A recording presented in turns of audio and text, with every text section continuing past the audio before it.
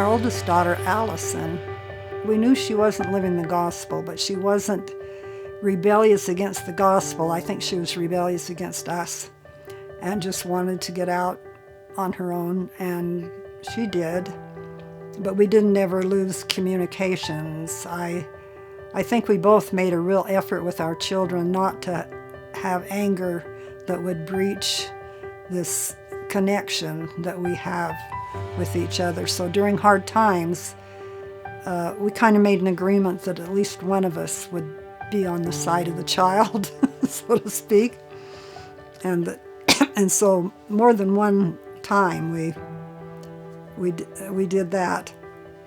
But with Allison, there came a time when she really did go astray, and she was living with this guy.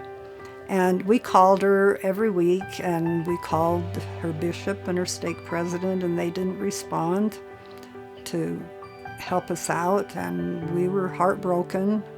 But we kept the communication open all the time, and were praying fervently. And she was gone for 2 years. And one Sunday morning, Dale and I woke up and we looked at each other and we both said, now's the time to go. And we got in the car and took off for Tucson. And we didn't call Allison till we got to Phoenix, I think, or, quite a ways down there. And we called her and told her we were coming for a visit and we wanted to meet her boyfriend. So we did.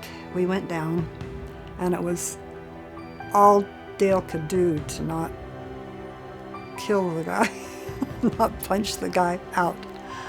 But Allison, he was nice, and we were nice, and we had dinner with his family, and then we said to him, I understand that you want to get married, and that's what Allison had told us, and he fudged and says, oh, well, not really, because she's a Mormon, and we were just astonished that he was acting like this, because she had reassured us, the wedding was next.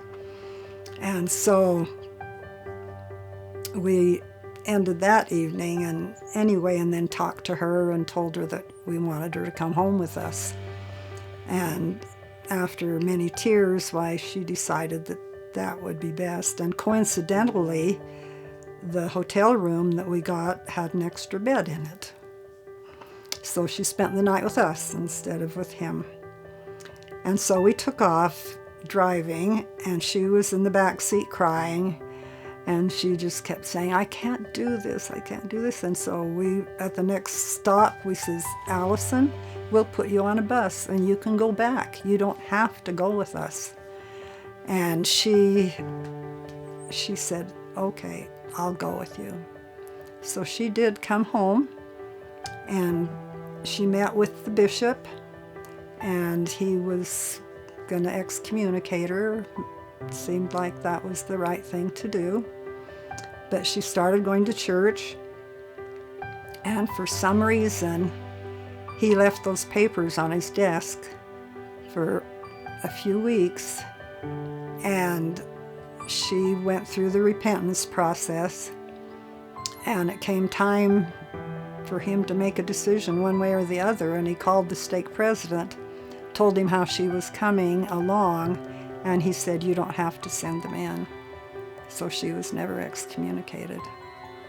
And she was active in the church after that, ended up with the young adults in the young adult ward, and met a good young man, and they got married. They were not in the temple the first time around, but a year next after that, why they were married in the temple and have a beautiful family of 5 children, and how many 3 grandchildren now. Just last week when we were in the temple, we just sat there in the celestial room with his arm around me and me leaning against him, and I just says, I just want to stay here forever. It feels so heavenly in the temple. And the best part is knowing that we will be an eternal family because of it. The ordinances of the temple keep us together forever. And I know that there are hard times in life, that there are times when your testimony may not be strong as it could be, or as we would want it to be. We love you nevertheless. And, you know, it's a long time before we know for sure where we're going to go after this life. I just love you right where you are, and will always love you with the expectation that we'll be together forever.